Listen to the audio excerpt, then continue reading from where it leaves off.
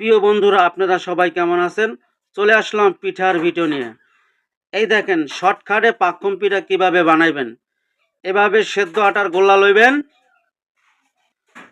লইয়া এইভাবে বেলা দেবেন। বেলতে বেলতে গোল করে বেলবেন। এরপরে এই দেখুন গ্লাস দিয়ে এইভাবে কাটবেন।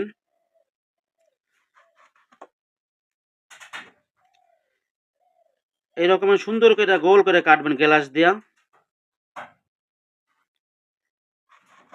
এই যে দেখছেন কত সুন্দর ডিজাইন করে গোল করে কেটে নিলাম।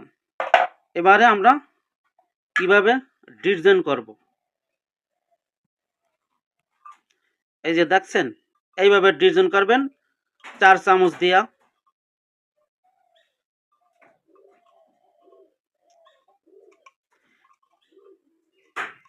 একদম শর্টকাটে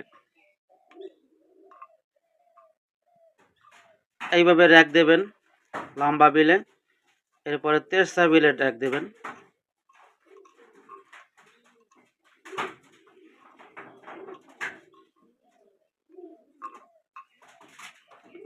একদম শর্ট টাইম।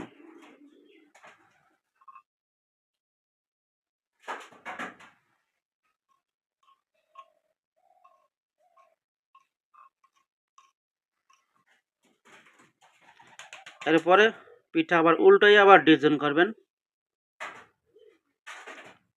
এইভাবে সুন্দর করে ডিজাইন করে বানাইয়া তারপরে গরম তেলে ভাজা নেবেন। এরপরে দুধ, চিনি, নারিকেলের কড়াইয়া তারপরে ভিজাইবেন। 10 মিনিট 20 মিনিট ভিজাই রাখলে পিঠা ফুলে যাবে। এরপরে সুন্দর করে খাইতে পারবেন। যদি ভুলে যান তাহলে আবার দেখাইতেছি। এই দেখেন এইভাবে সেদ্ধ আটা লইয়া সুন্দর করে গোলাটা বেলে নেবেন। বেলুন দিয়া সাথে একটু তেল দিয়ে দেবেন, তাহলে আর লাগবো না। এইভাবে বেলুন দিয়ে বেলবেন গোল করিয়া। এখন গেরাজ দিয়ে কাটবো। সুন্দর করে গোল করে কাটে নেবেন, যাতে ছোট বড় হবে না, এই জন্য গ্লাস দিয়ে কাটে নিতে আসি।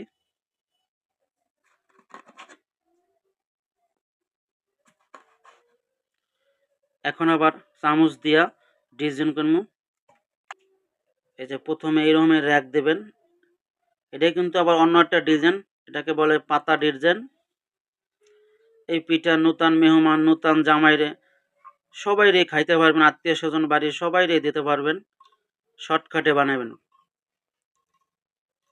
জানলে কিন্তু সহজ। আপনারা দেখতে থাকেন,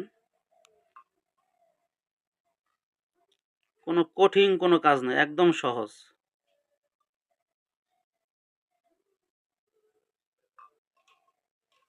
দেখছেন কত সুন্দর একটা ডিজাইন হয়ে গেছে।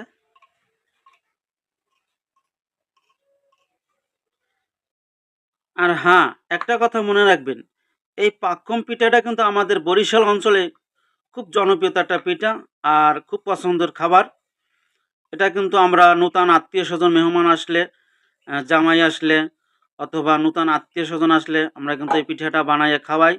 আর এই পিঠাটা খুবই জনপ্রিয়তা আমাদের বরিশাল অঞ্চলে। আমরা এটাকে দুধ, চিনি, নারিকেল দিয়ে তারপরে ভিজাই। খুব সুন্দর একটা খাবার।